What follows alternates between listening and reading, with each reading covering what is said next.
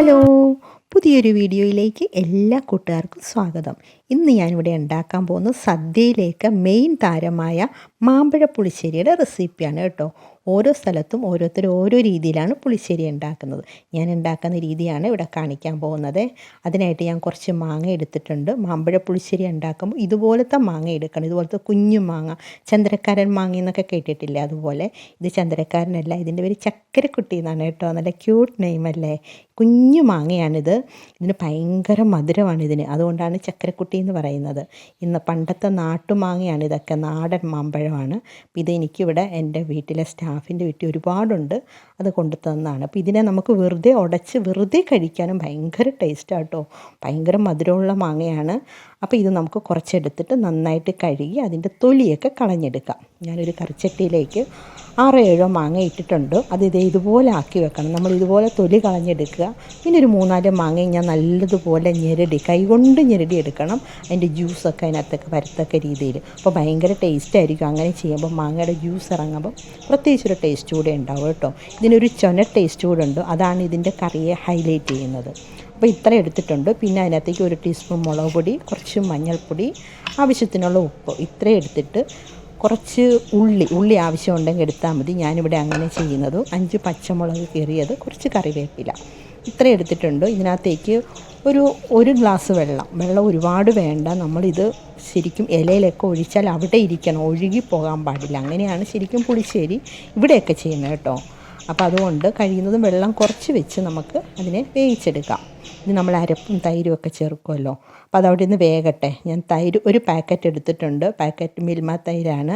നല്ല കട്ടി തൈരായിരിക്കണം, അതിന് പുളിയും ഉണ്ടാകാൻ പാടില്ല. ഇതിനെ ഒന്ന് നമുക്ക് സ്പൂണ് കൊണ്ടൊന്ന് നന്നായിട്ട് ഉടച്ചെടുക്കാം. മിക്സിയിലിട്ടൊന്നും ഉടയ്ക്കണ്ട, അപ്പോൾ ലൂസായി പോകും. ഞാൻ ഈ തവി കൊണ്ട് തന്നെ നന്നായിട്ട് ഉടച്ചെടുക്കുകയാണ്. അപ്പോൾ ഈ തൈര് കൊണ്ട് തന്നെ വേണം നമുക്ക് അതിനുള്ള അരപ്പും റെഡിയാക്കി എടുക്കാനായിട്ട്. അപ്പോൾ ഇതിനുള്ള അരപ്പ് റെഡിയാക്കാം. ഞാൻ 2 പിടി തേങ്ങ ഇട്ടിട്ടുള്ളൂ. തേങ്ങ വളരെ കുറച്ച് മതി. അതിനകത്തേക്ക് കുറച്ച് മഞ്ഞൾപ്പൊടി, വേറെ ഒരു സാധനം ഞാൻ ചേർക്കുന്നില്ല കേട്ടോ. ജീരകവും വെളുത്തുള്ളിയൊക്കെ ചേർത്ത് ഉണ്ടാക്കുന്നവരും ഉണ്ടാകും. ഞാൻ ഉണ്ടാക്കുന്ന രീതിയാണ് ഞാൻ കാണിക്കുന്നത്. പിന്നെ അതിനകത്തേക്ക് കുറച്ച്, അതായത് ഒരു 3-4 തവി തൈരും കൂടെ ഒഴിച്ചിട്ട് നല്ല ഫൈനായിട്ടൊന്ന് അരച്ചെടുക്കുകയാണ്. അപ്പം തൈരും കുറച്ച് മതി. നല്ല തിക്കായിട്ടുള്ള ഒരു ഗ്രേവിയാണ് നമുക്ക് വേണ്ടത്. അപ്പോൾ ഇതൊന്ന് അരച്ചിട്ട് വരാം. ഇത് നന്നായിട്ട് വെന്തിട്ടുണ്ട്. അതിൻ്റെ വെള്ളമൊക്കെ വറ്റി വരുന്നുണ്ട്. അതിൻ്റെ ജ്യൂസൊക്കെ നന്നായിട്ട് ഇറങ്ങി നല്ല വെന്തുടഞ്ഞിട്ടുണ്ട് കേട്ടോ. ഇനി നമുക്ക് ഇതിന് തീ ഒന്ന് കുറച്ച് വെച്ചിട്ട് ഇതിനകത്തേക്ക് എന്താ ചേർക്കേണ്ട, മധുരിക്കുന്ന കറിയാണല്ലോ മാമ്പഴ പുളിശ്ശേരി എന്ന് പറയുന്നത്. ശർക്കര ഞാൻ പാനിയാക്കി വെച്ചിട്ടുണ്ടായിരുന്നു. ഇനിയിപ്പോൾ ശർക്കര അച്ചുള്ളവർ ശർക്കര അച്ചായിട്ട് ഇടാം കേട്ടോ. മണ്ണും കല്ലും ഒന്നും ഇല്ലാത്തതെന്ന് ഉറപ്പുണ്ടെങ്കിൽ മാത്രമേ ഇടാവുള്ളൂ. എനിക്ക് അങ്ങനത്തെ കിട്ടാനില്ല, അതുകൊണ്ട് ഞാൻ പാനിയാണ് ഒഴിക്കുന്നത്. ഞാനിപ്പോൾ ഇതിനൊരു തവി ഒഴിച്ചിട്ടുണ്ട്. ഇനി വേണമെന്നുണ്ടെങ്കിൽ കുറച്ചുകൂടെ ഒഴിക്കാം. ഓവർ മധുരം ആകണ്ട. ഈ മാമ്പഴം ഭയങ്കര മധുരമുള്ള മാമ്പഴമാണ്, ഒട്ടും പുളി ഇല്ലാത്തതാണ്. അപ്പോൾ നമുക്കതിനനുസരിച്ച് മധുരത്തിന് ക്രമീകരിച്ചെടുക്കാം. അപ്പോൾ ഞാൻ അതിനകത്തേക്ക് 1 തവി അത് ഒഴിച്ചു. ഇനി അരച്ച് വെച്ചിരിക്കുന്ന അരപ്പ്. അപ്പോൾ ഇതിനകത്ത് കുറച്ച് വെള്ളം ഉണ്ടല്ലോ, അപ്പോൾ ഈ വെള്ളം ഇത്രയും മതി. പിന്നെ ചട്ടിയിലിരുന്ന് നന്നായിട്ട് ഇത് കുറുകിയും വന്നോളും. അപ്പോൾ ഈ അരപ്പ് ഒഴിച്ചിട്ടുണ്ട്. ഇനി ഏറ്റവും ലോ ഫ്ലെയിമിലിട്ട് ഈ അരപ്പൊന്ന് നന്നായിട്ട് വേകട്ടെ. അതിനെ നന്നായിട്ട് ചെറിയ തീയിൽ തിളച്ച് അരപ്പ് നന്നായി വെന്ത് കഴിയുമ്പോൾ നമുക്ക് തീ ഓഫ് ചെയ്യാം. നല്ലതുപോലെ ഇളക്കി കൊടുക്കാം കേട്ടോ. അപ്പോൾ ഈ അരപ്പും മാങ്ങയും എല്ലാം കൂടി മധുരമൊക്കെ കൂടി നന്നായി മിക്സായി വരും. നന്നായിട്ട് തിളച്ച് വെന്തിട്ടുണ്ട്. ഇനി ഞാൻ തീ ഓഫ് ചെയ്യാൻ പോവാണ്. അത് കഴിയുമ്പം നമുക്ക് ഉടച്ച് വെച്ചിരിക്കുന്ന തൈര് ഒഴിച്ച് കൊടുക്കാം. തീ ഓഫ് ചെയ്തിട്ട് ചെയ്യാവുള്ളൂ. തൈര് ഒഴിച്ച് കൊടുക്കുകയാണ് ഞാൻ. ഇനി ഈ തൈര് 1 പാക്കറ്റ് പോരാന്നുണ്ടെങ്കിൽ പിന്നെ ആവശ്യമുള്ളവർക്ക് പിന്നെയും വേറെ പാക്കറ്റ് ഒഴിച്ച് കൊടുക്കാം കേട്ടോ. ഞാനൊരു പാക്കറ്റ് കൊണ്ടേ ഉണ്ടാക്കുന്നുള്ളൂ. ഒന്നുകിൽ ചട്ടി നമ്മൾ സ്റ്റൗവിൽ നിന്ന് ഇറക്കി മാറ്റി വെക്കുക, എന്നിട്ട് കൈ വിടാതെ ഇളക്കിക്കൊണ്ടിരിക്കണം. തൈര് ഒരു കാരണവശാലും തിളയ്ക്കാൻ പാടില്ല. 1 മിനിറ്റ് ഇങ്ങനെ കണ്ടിന്യൂസ് ഇളക്കിക്കൊണ്ടിരിക്കുമ്പം ആ തീ ഒന്ന് ക്രമീകരിച്ച് വന്നോളും. പിന്നെ അതിനെ മാറ്റി വെച്ചിട്ട് നമുക്കിതിനകത്തേക്ക് കുറച്ച് വറ താളിക്കണം. ഈ വറയാണ് അതിൻ്റെ സ്പെഷ്യൽ കേട്ടോ. ഒരു ചീനച്ചട്ടി വെച്ചിട്ടുണ്ട്.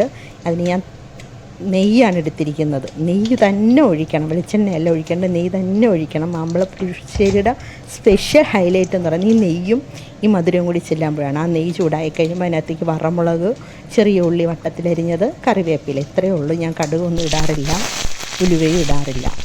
മുളക് നന്നായി മൂത്ത് കഴിയുമ്പം ഉള്ളിയും വേപ്പിലയും ഇട്ടിട്ട് ഉള്ളി നല്ല ബ്രൗൺ കളറാകുന്നവരെ മൂത്തെടുക്കാൻ വരണം. നല്ല സ്മെല്ല് നെയ്യുടെ കേട്ടോ.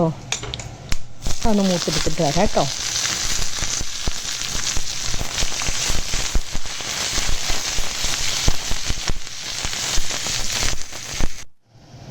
വറയൊക്കെ നന്നായിട്ട് മുരിഞ്ഞ് വന്നിട്ടുണ്ട്. ഇനി നമുക്കിത് കറിയിലേക്ക് ഒഴിക്കാം. ഇത് ഒഴിച്ച് കഴിഞ്ഞാൽ ഒരു കാരണവശാലും ഇളക്കരുത്.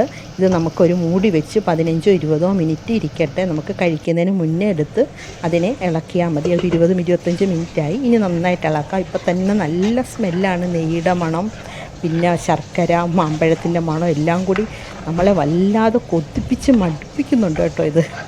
അപ്പോൾ ഇത് നമ്മൾ ചോറിനകത്തേക്ക് ഒഴിച്ചിട്ട് ഈ മാങ്ങയും അതിൻ്റെ ചോറിൻ്റെ നടുക്കേക്ക് ഒഴിച്ചിട്ട് ഇങ്ങനെ കുഴച്ച് തിരുമ്മി കഴിക്കണം. ഈ മാമ്പഴം ഞെരടി ചോറിനകത്തിടണം കേട്ടോ. അപ്പോഴാണ് അതിൻ്റെ ടേസ്റ്റ് വരുന്നത്.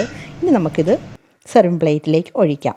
അപ്പോൾ ഇതുപോലെ മാമ്പഴ പുളിശ്ശേരി ഉണ്ടാക്കാത്തവരുണ്ടെങ്കിൽ ഒന്നുണ്ടാക്കി നോക്കണം കേട്ടോ. ഭയങ്കര ടേസ്റ്റ് എന്ന് വെച്ചാൽ അത്രയ്ക്ക് കിടിലൻ രുചിയാണ്. ഇതിപ്പോൾ സീസണിൽ മാത്രമേ നമുക്ക് ഈ മാമ്പഴം കിട്ടുകയുള്ളൂ. അപ്പോൾ ഇന്നത്തെ മാമ്പഴ പുളിശ്ശേരി, ചക്കരക്കുട്ടി മാമ്പഴ പുളിശ്ശേരി, ഇത് റെസിപ്പി ഇത്രയേ ഉള്ളൂ. Thanks for watching.